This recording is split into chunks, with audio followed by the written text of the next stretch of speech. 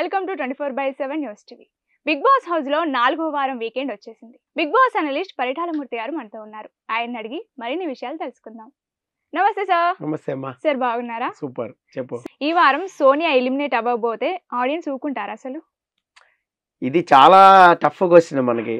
అసలు ఈ వారం ఎవరు ఎలిమినేట్ అవుతారు అనేది రైట్ నో మనకి ఇంకా ఏమీ రాలేదు. చాలా మంది సోనియా వెళ్ళిపోవాలని కోరుకుంటున్నారు అందరూ కూడా. ఆల్మోస్ట్ ఓటింగ్ లిస్ట్ కూడా సోనియానే లిస్ట్ లో ఉంది పృథ్వీతో పోలిస్తే. పృథ్వీ సోనియా ఇద్దరు లిస్ట్ లో ఉన్నారు. ఇప్పుడు కాదు ఆదిత్య ఓంని ఎలిమినేట్ చేసేద్దామంటే అది అన్ఫేర్ అవుతుంది. ఓటింగ్ ప్రకారం వాళ్ళు చేయరని మనం మొత్తుకుంటూ ఉంటాం, అన్ని అవుతా ఉంటాయి. చాలా సార్లు ఇలా చేశారు కూడా. 3rd పొజిషన్ లో ఉన్న వాళ్ళు, 4th పొజిషన్ లో ఉన్న వాళ్ళు కూడా లేపేశారు. ఏంటంటే అఫీషియల్ ఓటింగ్ వేరు, అన్అఫీషియల్ వేరు, తొక్కతోలు ఏదో చెప్తారు. నేనేంటంటే ఆల్మోస్ట్ 10 lakhs నుంచి 12 lakhs ఓటింగ్ వరకు కలెక్ట్ చేస్తా. ఇప్పుడు చాలా డిఫరెంట్ ప్లాట్ఫామ్స్కి వెళ్ళిపోతా. నేను పోలింగ్ పెట్టే ప్లాట్ఫామ్స్ ఉంటాయి, అలాగే చాలా యాప్స్ ఉంటాయి, కొన్ని టెలిగ్రామ్ యాప్స్ ఉంటాయి, అలాగే కొన్ని వేరే చోట్ల ఉంటాయి. అక్కడ కూడా ఓటింగ్ పోల్స్ ఉంటాయి. చాలా వెబ్సైట్లలో ఓటింగ్ పోల్స్ ఉంటాయి. చాలా మంది తెలియదు, అది న్యూస్ వెబ్సైట్లలో ఉంటాయి ఎక్కువగా. మామూలుగా ఏమనుకుంటారు, గూగుల్లో వచ్చిన వెబ్సైట్లో ఒక 5-6 అనుకుంటారు సపోజ్ చాలా మంది. అక్కడ 25,000 30,000 కంటే ఎక్కువ వేయరు ఎవరు. బట్ రెగ్యులర్ గా చదివే వెబ్సైట్లు కొన్ని ఉంటాయి, చాలా మంది రీడర్స్. ఆ రీడర్స్ ఖచ్చితంగా అక్కడ ఓటు వేస్తుంటారు. వాళ్ళు ఒక పోలింగ్ కాలం పెడతారు, ఆ కాలం దగ్గర వేసేస్తుంటారు. డైలీ అక్కడ ఒక 10,000 20,000 30,000 వచ్చేస్తుంటాయి ఒక్కొక్క సైట్ నుంచి. ఇప్పుడు సపోజ్ ఒక సైట్ ఉంది అనుకోండి, అక్కడ రోజుకి 20-30,000 వస్తుంది అనుకోండి. 4 రోజుల్లో ఈజీగా 1 lakh ఓటింగ్ వస్తుంది. ఈ 1 lakh ఓటింగ్ లో మనం యావరేజే తీయాలి. 1 lakh ఓటింగ్ వేసిన వాళ్ళు డైలీ వేస్తారు కదా, డైలీ 20 వాళ్ళు ఉంటారు. హైయెస్ట్ మార్క్ ఎక్కడ వచ్చింది 40 తీసుకోవాలి మనం, మిగతా అంతా డస్ట్బిన్ లోనే వేసిన. ఇలా డిఫరెంట్ కలెక్షన్ ఆఫ్ సిరీస్ తీసుకోవాలి. తీసుకున్నాక మనకి 10 lakhs 12 lakhs ఓటింగ్ వస్తుంది. దాంట్లోనే ఎవరు టాప్ ఉన్నారు, వాళ్ళకి ఎంత పర్సెంటేజ్ వచ్చింది, అలా ఇలా తీసుకోవాలి. తీసుకుంటే ఏంటంటే సోనియా పృథ్వీ లిస్ట్ లో ఉన్నారు. 99% సోనియా అవుట్ అయిపోవాలి. అయితే బిగ్ బాస్ ఇచ్చే ఒక ట్విస్ట్ ఉంటది, ఏంటంటే సీక్రెట్ రూమ్. సీక్రెట్ రూమ్ లో పెడితే సోనియాని ద గేమ్ మొత్తం ఆమె గ్రాప్ చేసుకోగలుగుతుంది. ఫేక్ ఎలిమినేషన్ చేసి ఈ వారం ఎలిమినేషన్ లేదని డిక్లేర్ చేసి సీక్రెట్ రూమ్ పెట్టుకుంటే అల్టిమేట్ గా ఉంటది. వైల్డ్ కార్డ్ వచ్చే వరకు అమ్మాయిని ఉంచొచ్చు. వైల్డ్ కార్డ్ తో పంపించాం అని కూడా చెప్పచ్చు, కానీ వైల్డ్ కార్డ్ తో పంపరు. అక్కడే ఉంటది. 2 వారాల గేమ్ ను అబ్జర్వ్ చేయొచ్చు, అలా చేయొచ్చు. లేదా 1 వారం గేమ్ నైనా అబ్జర్వ్ చేయొచ్చు, అట్లీస్ట్ నామినేషన్ తప్పించుకుని. ఈ లోపు హౌస్ లో ఎవరెవరు ఏం మాట్లాడుకుంటున్నారు అన్ని బయట మొత్తం వచ్చేస్తే నిఖిల్ గురించి, పృథ్వీ గురించి అయితే ఇంకా వాళ్ళు ఏమన్నా నెగిటివ్ మాట్లాడితే అసలు అక్కడ కావాలని వచ్చి మరి టానా అని ఒక ప్రోమో కూడా వేసుకుంటారు. మరి అరే సోనియా మళ్ళీ వచ్చిందిరా బాబు అని. అది సోషల్ మీడియాలో బజ్ ఉన్నప్పుడు ఎలిమినేట్ చేయరండి.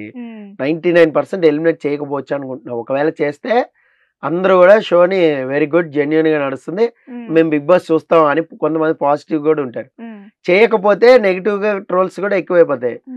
మన ఓటింగ్ వేస్ట్ రా, మనం ఓట్లు వేసినా కూడా వేస్ట్, వాళ్ళు కావాలనుకున్న వాళ్ళు ఆడిస్తారు, ఇలా కూడా వెళ్తుంది. అయితే సీక్రెట్ రూమ్ ఉంటే ఇఫ్ ఇన్ కేస్ మణికంఠని కూడా సీక్రెట్ రూమ్ లో పెట్టే ఛాన్స్ కూడా ఉంటుంది. ఇప్పుడు డబుల్ ఎలిమినేషన్ చేశారు అనుకుందాం. ఈ రోజు డబుల్ ఎలిమినేషన్ అని ఒక ప్రోమో వచ్చింది అనుకోండి, అదిరిపోద్ది. ఎవరు అవుతారు? పృథ్వీని చేయరు, ఒక ఫేక్ చేయాలిగా. ఆదిత్య ఓం సీక్రెట్ రూమ్ లో పెట్టి కూడా అనవసరం, ఆయనకి ఎవడ ఏం మాట్లాడుకున్నా అనవసరం కదా. ఆయన అక్కడ కూడా స్టోరీలు ఆలోచిస్తూ ఉంటారు, ఛాన్స్ దొరికితే తిని ఎదరపోదాం అనుకుంటారు. సో మణికంఠ అయితే ఎవరేం మాట్లాడుకున్నారు అనేది ఒక నోట్స్ లాగా బ్రెయిన్ లోకి వెళ్తుంది. పృథ్వీని పెట్టినా యూజ్ లేదు, ఆయనకి తెలుగు సరిగ్గా రాదు. పెట్టాలంటే సోనియానే పెట్టాలి, ఐదర్ ప్రేరణ అని పెట్టాలి. ప్రేరణ కూడా అంత గ్రాప్ చేసేద్దని నేను అనుకోను. నబిల్ ని ఎలిమినేట్ చేయరు. ఒకవేళ చేసినా నబిల్ చాలా బాగుంటది సీక్రెట్ రూమ్ పెట్టినా, ఇంకా అర్థమవుతుంది గేమ్ ఎలా ఆడాలి ఏంటి అనేది. సో ఇక్కడ ఛాన్సెస్ అయితే మణికంఠ సోనియా ఇద్దరికే ఉన్నాయి. ఒకవేళ ఎలిమినేషన్ అనేది జరగకపోతే ఖచ్చితంగా సీక్రెట్ రూమ్ అయితే పెడతారు. సో సమ్మర్ ఇంకొక ట్విస్ట్ కూడా ఇచ్చే అవకాశం ఉంటుంది. ఏంటంటే సోనియాని ఒకవేళ ఇప్పుడు ఎలిమినేట్ చేసేసినా ఖచ్చితంగా రీఎంట్రీతో లోపల పంపిస్తారు ఏదో ఒక సందర్భంలో. 6th week 8th week 9th week 100% reentry పెడతారు. రీఎంట్రీ పెట్టకుండా అయితే ఉండరు, ఎందుకంటే సోషల్ మీడియాలో మంచి బజ్ వచ్చింది. బయటికి వెళ్ళిన తర్వాత సిచ్యువేషన్ అర్థం అవుతుంది, అర్థమైన తర్వాత గేమ్ ఎలా ఆడుతుంది అనేది కూడా ఉంటుంది. సో అది కూడా బాగా ఫేమస్ అవ్వచ్చు. అంటే నువ్వు చెప్పావు లేరా బాబు అని ముందుకు వెళ్తా ఉంటారు, ఎలిమినేషన్ ఎవరో చెప్పు ఫస్ట్ అని. సో అర్థం అవుతుందా?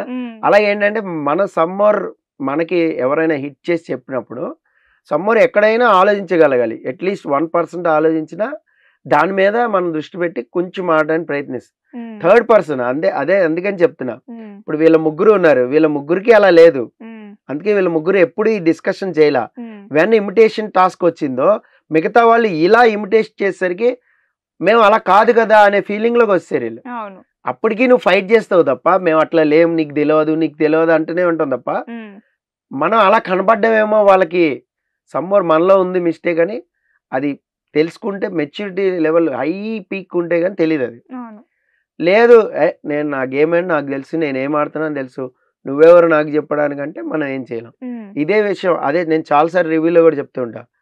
హౌస్ మేట్ చెప్తే అర్థం కాదు, నాగార్జున వీకెండ్ స్టేజ్ మీద చెప్తే అర్థం అవుతుంది. అది తీసుకుంటాం. ఎందుకు? ఆయన స్టేజ్ చెరికి ఆయన దానికి రెస్పెక్ట్ ఇస్తున్నాం కాబట్టి తీసుకోగలుగుతున్నాం. నీకు నేను రెస్పెక్ట్ ఇవ్వట్లేదు కాబట్టి నువ్వు చెప్పింది నేను తీసుకోలేకపోతున్నా. ఇంకా బజ్ ఎక్కువ క్రియేట్ చేయొచ్చు అలా కూడా. మరి ఆల్మోస్ట్ సోనియానే ఎలిమినేట్ అవ్వాలి. ఎలిమినేట్ అవ్వకపోతే మేబీ ఏమన్నా సీక్రెట్ రూమ్ లో పెట్టే ఛాన్స్ అయితే ఉంటాయని నేను ఎక్స్పెక్ట్ చేస్తున్నా. చూద్దాం. మేము కొద్దిసేపట్లో వచ్చేస్తుంది ఎలిమినేషన్ రిపోర్ట్, మన సాయంత్రం కల్లా వచ్చేస్తుంది. సాయంత్రం రాగానే మనం ఒక వీడియో పెట్టుకుందాం. Okay sir, thank you sir. Thank you.